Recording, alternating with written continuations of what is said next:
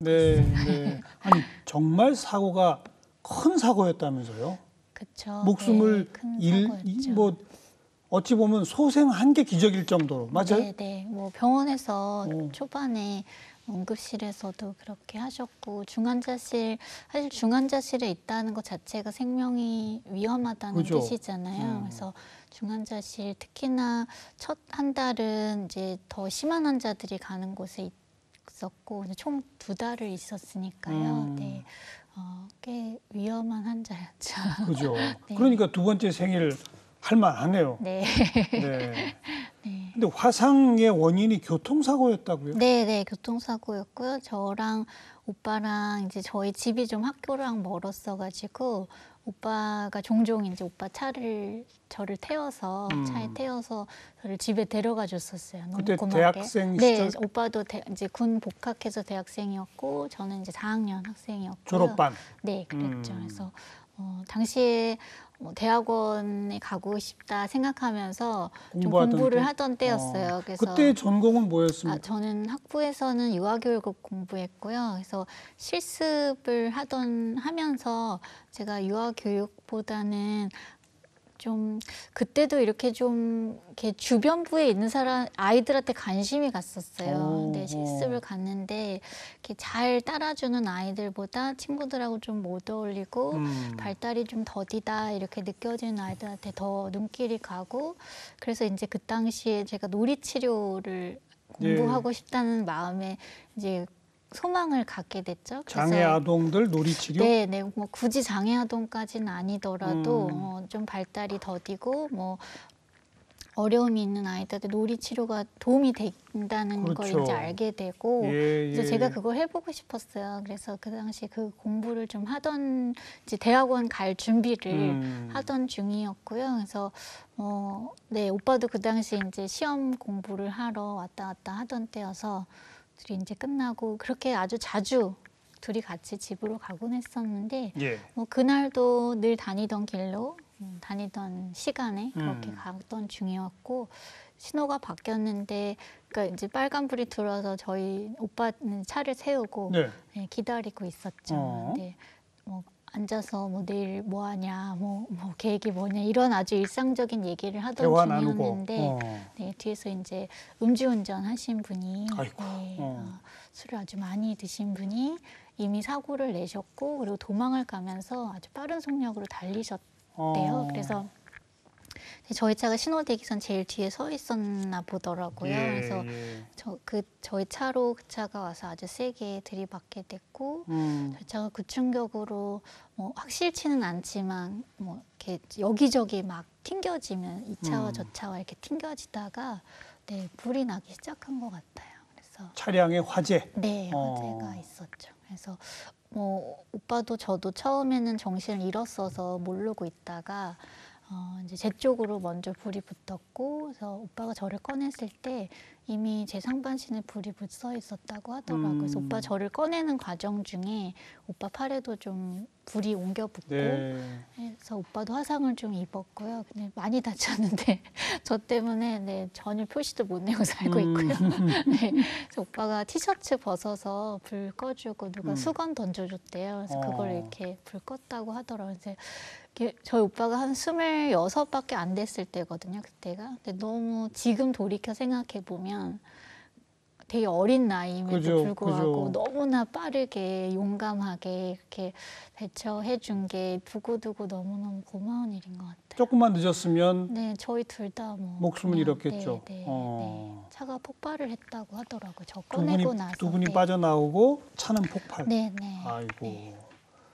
그래 이제 그때로부터 화상 전문 병원으로 옮겨서 중환자실 이렇게 된 겁니까? 네, 처음엔 가까운 병원에 갔다가 거기서 안 된다고 해서 이제 화상 전문 병원을 갔는데 거기에서도 저는 기억이 아주 짤막짤막하게 있는데요. 저희 부모님 오셔서 이제 말씀 듣기로는 이제 맥박도 안 잡히고 그래서 살 가망이 없다. 사고 직후에 응급실에서. 네네. 그래서 아이고. 오빠가 저한테 인사도 하고 이제 작별 인사도 하라 그래서 오빠가 저에게 인사도 하고. 그랬어요. 네네. 그게 기억이 그랬죠. 나요? 아니 저는 그렇게 자세히는 기억이 안 나고요. 제가 막 뜨겁다고 소리 지르고 했었던 기억은 조금 있어요. 네. 그러고 나서 이제 저희 오빠는 완전히 절망 상태였고 저희 부모님이 오셔서 막 뭐라도 좀 해달라고 이렇게 의사들한테? 네, 그래가지고 이제 좀 뭐를 하기 시작했죠. 아직 이제 살아 있으니까 뭐라도 좀 해달라고 해서 이제 맨 처음에는 치료가 그러면 시작됐어요. 의사들은 무슨 처치도 안 했던 거네요? 뭐 응급처치도? 이제 네, 뭐 화상이 문제가 된 상황이 아니고 전혀 맥박도 뭐 잡히지가 않아서 그랬다고 하는데 아무튼 네 그런 상황들이 그때부터 이제 지나왔어요. 뭐 네. 몇 가지 어쨌든 응급처치를 좀 하고. 네, 그리고 그리고요, 뭐 네. 뇌도 상하지 않았고 왜냐하면 그때 이제 머리 뒤가 찢어져서 피를 굉장히 많이 흘렸다고 하더라고요. 예, 그래서 예. 뭐 뇌 손상이 있을 것이다 했는데 그것도 아니었고 다행히 음. 그래서 이제 산소호흡기를 이제 끼우고 네, 이제 저는 기억은 없는 상태지만 네, 그리고 이제 중환자실로 들어갔다고 하더라고요. 네. 사고로부터 네. 그 의식이 돌아올 때까지는 그냥 잠깐 순간의 기억만 있는 네, 그거고. 네, 네. 정확히 좀 의식이 돌아온 건 며칠쯤 걸렸습니까? 제 느낌상으로는 한 일주일 정도는 간 것 같은데 아빠가 그때 이렇게 몇 가지 기록을 좀 해놓으신 걸 보니까 한 3일째 정도에 제가 이제 이제 의식이 돌아와서 엄마하고 소통하고 제가 이렇게 네. 3일. 네, 제가 아직은 말을 못할 때긴 했는데 산소호흡기 때문에 제가 그 당시에서 발로 발은 괜찮았거든요. 그래서 발로 그 침대에다가 글씨 써가지고 엄마가 대답해주고 네, 그랬었어요. 이게 전신에 몇 % 화상 뭐 이런 게 있잖아요. 네, 저는 전신에 55%의 55% 화상의 생존율이 어느 정도인 거예요? 그 생존율을 계산하는 게 이제 나이하고 그 화상의 정도 뭐 이렇게 해서 계산하는 방식이 있더라고요. 근데 저는 이제 그렇게 생각하면 생존 가능성이 거의 없는 환자였는데 너무 감사하게 그렇게 나이가 많지 않았고 네, 그리고 네, 저에게 네, 삶이 주어졌어요. 모두 도합 수술 몇 회? 제가 수술을 이제 정말 생명을 걸고 위험하다 하는 수술을 한 15번까지 했고요. 15? 네. 그 이후로는 사실 이게 수술 횟수 세는 게 무슨 의미가 있나 싶을 정도로 뭐 1년에도 3-4번씩 뭐 5번씩도 하게 되니까요. 네. 그냥 이제 한 40번 돼서는 진짜 그만 세자 이렇게 되더라고요. 그게 그러면 사고로부터 몇 년까지? 저 올해 초반에도 수술 받았어요. 아, 네, 그래요? 네. 이게 그러니까 좋아질 수 있기 때문에 제가 물론 제 피부를 또 떼어서 어딘가 이식을 해야 되지만 또 좋아질 가능성을 가지고 있기 때문에 할 수 있는 만큼 이제 불편한 걸 해소하기 위해서 좀 그렇죠. 했었던 게 많죠. 네. 그러니까 아무래도 화상 입은 상태의 피부 이식을 해도 네. 그 피부는 정상적인 어떤 부분과 좀 다를 테니까 네. 동작이나 움직임에 불편함도 생기고. 네, 이제 수축이 좀 일어나요. 그죠, 처음에 그죠. 이식한 거에 비해서. 그러니까 처음에 이렇게 정말 얇게 표피를 떼어다 이식하는 그런 방식은 정말 많은 수축이 일어나고요. 특히나 관절 부위 같은 데는 이제 그렇게 하면 움직이기도 어려워지고 하기 때문에 네, 이제 기능상이 필요해서 뭐 손목을 이렇게 꺾어지도록 만들기 위해서 이렇게 이제 피부를 또 한 번씩 이렇게 네, 이식을 하고 이렇게. 그러니까 20년이 흘렀는데도 여전히 진행 중이군요. 네, 뭐 맨날 그래요. 제가 이번에 진짜 마지막이야 이렇게 하는데 이것만 고치면 다 이제 편해질 것 같은데 항상 2순위였던 게 또 1순위가 되더라고요. 예. 네. 그 본인의 이제 마음 상태는 어땠어요? 아주 초반에, 네, 아주 초반에 정말 의식이 산소기도 떼기 전이었어요. 그때는 이제 아무것도 모르는 상태였는데 뭔가 나한테 굉장히 큰 일이 일어났고 되돌릴 수 없는 일이 일어났다는 건 제가 느꼈었던 것 같아요. 그래서 그 당시에 이제 병원인지도 몰랐고 그냥 처음에는 외계인한테 막 잡혀 저를 둘러싸고 누가 막 보는 느낌은 나더라고요. 그렇겠죠. 그러니까 순간순간 모든 그 의료진과 네, 가족들이 다 쳐다보고 있겠죠. 어디서 실험을 하고 있나 막 이런 생각도 들고 그런 와중에 이제 사고가 났구나. 그리고 오빠가 막 사고 당시에 소리 질렀던 게 막 떠오르면서 아 이게 교통사고가 있었구나 이런 생각이 들면서 이제 그때 막 모르겠어요. 그냥 가장 인간적인 반응이었던 것 같아요. 못 살겠다는 생각을 했고 그래서 막 이제 산소기로 들어오는 산소를 뭐 팔도 다 묶여 있으면서 네, 그걸 막 막아보겠다고 막 목을 막 움직여 본다던가 그래서 겨우 한 게 이제 발이 자유로우니까 발로 했는데 그게 겨우 소변줄 뺐고 그랬었어요. 그러다 이제 발도 묶이게 됐고 네, 그런 상태를 지나다가 제가 이제 그러면서 엄마 아빠와 의사소통이 이제 가능해지고 예. 상황을 알게 되면서 그리고 이제 중환자실에서 제가 의식이 있는 상태로 다른 분들이 위급한 상태가 돼서 돌아가시는 것들을 계속 보고 옆에 누워있던 네, 환자들 네, 사망 네, 뭐 이런 네, 거. 그런 것들을 이제 뭐 커튼 너머로 이렇게 소리가 다 그렇겠죠. 들리니까요. 그래서 아 나도 내일이면 저렇게 될 수 있는 거구나. 이게 뭐 그분이 선택하신 게 아니잖아요. 그리고 그런 중에 제가 치료받던 중에 이제 붕대를 풀러놓은 상태였고 이제 늘 누워서 치료를 받는데 그날따라 이제 제가 머리 뒤가 사고 때 찢어졌던 부분에 실밥을 뽑는다고 저를 살짝 앉혀놓은 거예요. 예. 그 이제 앉아서 보니까 제가 눈이 나쁘긴 하지만 보니까 제 다리가 눈에 딱 들어왔는데 그 다리에 이제 피부가 없는 상태가 어떤 거라는 건지 제가 이제 눈으로 확인하게 됐어요. 그래서 처음 자기 다리를 본 거군요. 네. 근데 그게 이제 정말 그런 생닭에서나 보던 그런 게 이제 제 몸인 거예요. 그래서 그걸 보는 순간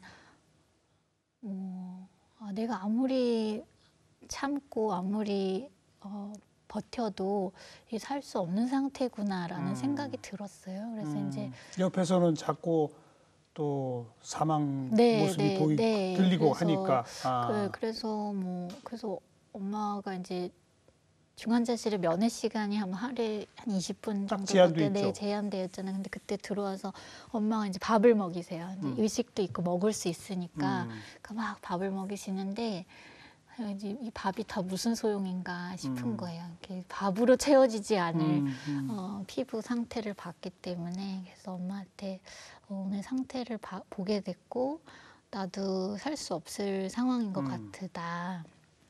그러니까 엄마 이렇게 너무 애쓰지 말자.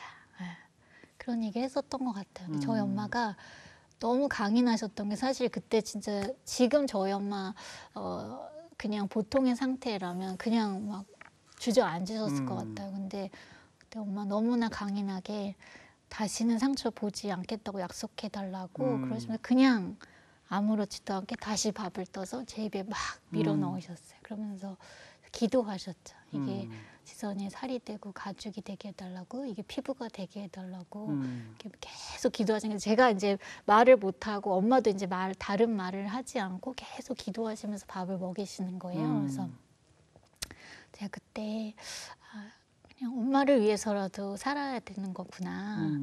내가 여기서 살아서 나가야 될 이유가 있다.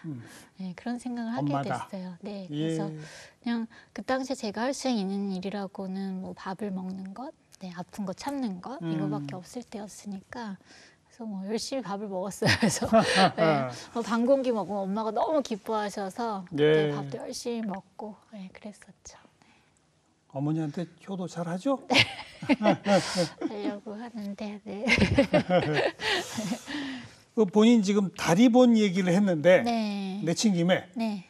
얼굴 처음 본 건 언제예요? 얼굴 처음 본 건 제가 뭐 중간중간 제가 병원에 있었던 당시에 의료파 의약분업이 처음 아, 얘기되면서 그때가 네, 또. 의약분업 때문에 파업도 있고 해서 굉장히 수술이 늦어졌어요. 그래서 한 7개월 뒤에 모든 이제 피부 이식 수술을 마치게 됐거든요. 그래서 그러고 나서 이제 퇴원을 하고 집에 돌아와서 이제 언뜻 밤에 유리창에 비치는 그럼 그 전에는 한 번도 안 본 거예요? 네, 그 전에는 이제 피부 이식 수술을 하기 전에 그냥 CD에 노래를 듣다가 제목을 보려고 그 CD 케이스를 이렇게 들었는데 거기 얼굴이 비치는 거예요. 근데 그때 제가 눈이 전혀 뭐 눈꺼풀이 없을 때는 그 눈이 이제 동그란 눈이 이렇게 있고 그래서 처음에 뭐야? 설마 그런 생각이 들었었고요. 근데 그때는 수술을 받으면 괜찮아질 거란 기대가 있었어요. 그래서 뭐 그렇구나 이제 그냥 생각을 안 하기로 했었고, 근데 이미 이제 수술을 다 받고 집에 돌아왔을 때는 이게 예전으로 돌아갈 수 없다는 거를 완전히 이제 제가 확인하게 된 거잖아요. 수술까지 다 했는데도 이렇구나 이건 거죠. 네. 그래서 그 당시에는 이제 제가 본 얼굴을 뭐 숟가락에 비친 얼굴을 본다든지 하는 정도였어요. 네. 그냥 제가 본 얼굴을 제가 기억하지 않으려고 막 너무 마음이 힘들어지니까 인정할 수도 없고 그래서 기억하지 않으려고 막 애썼던 시간도 있고. 네. 보통 안면 화상 입은 환자들이 달라진 자기 얼굴을 받아들이는 게 가장 어렵다고 하더라고요. 그죠? 네, 네. 본인도 그랬군요. 네, 뭐 쉽지 않았어요. 그리고 네, 근데 뭐 어떻게 들리실지 모르겠지만 저는 이제 의료 파업을 한 7개월 동안 수술 기간이 대기하는 기간이 길어지면서 제가 예전에 얼굴을 좀 많이 잊었었던 것 같아요. 네, 그래서 사실 이렇게 거울을 봤을 때 뭔가 달라진 것을 확인한다는 건 내가 알고 있는 내 얼굴을 어제 본 내 얼굴을 기억하기 때문에 뭔가 변화를 알게 되는데 저는 좀 그 기간이 길어서 일단은 피부가 있다는 것 자체가 만져도 아프지 않은 감염이 되지 않을 것을 갖고 있다는 것 자체가 그냥 감사한 마음이 있어서 그나마 좀 더 충격이 덜했겠지만 그래도 뭐 그 충격은 처음 얼굴을 확인했을 때의 충격은 정말 절망적이었죠. 그죠? 다 해도 안 되는 거구나. 노력해도 바꿀 수 없는 거구나라는 게 돌아갈 수 없구나. 현실이 이런 거구나라는 걸 알게 됐을 때 그때 이제 진짜 절망의 시기를 맞았던 것 같아요. 그 기간이 오래 걸렸어요? 태어나고 한 2, 3주쯤 지났을 때였던 것 같아요. 그래서 그때 그런 상태로 좀 지내다가 이 얘기를 반가워하실지 모르겠지만 저는 신앙의 힘으로 그러니까 그게 모습이 정말 많이 변했지만 여전히 저를 향해서 사랑하는 딸이라고 부르는 목소리가 있었고 그리고 그게 비단 하나님의 목소리가 뿐만 아니라 저희 부모님이 저희 가족이 저를 다르게 대하지 않으셨어요. 그러니까 사실 너무 달랐거든요. 너무 달랐는데도 그리고 뭐 그런데도 불구하고 제가 하는 말에 같이 웃어주기도 하고 장난도 치는 게 이게 진짜 사랑이다라는 생각이 들었어요. 그래서 그분들이 내 모습을 인정하고 내 안에 있는 나를 보고 있는데 내가 막 뭐라고 이게 막 내가 아니라고 더 이상 부정하는 것은 그분들의 사랑을 저버리는 일이라는 생각이 들었어요. 그래서 그러면서 이제 저를 받아들이기 시작했죠. Even the stars, they burn. Some even fall to the earth. We got a lot to learn. God knows we're worth it. And in the end, you're still my my friend, at least we did intend for us to work. We didn't break, we didn't burn. We had to learn how to bend without the world caving in. I had to learn what I got and what I'm not, and who I am. I won't give up. God knows I'm tough. He knows we got a lot to learn. God knows we're worth it. I won't give up on us, even if the skies get rough. I'm giving you all my love. I'm still looking up.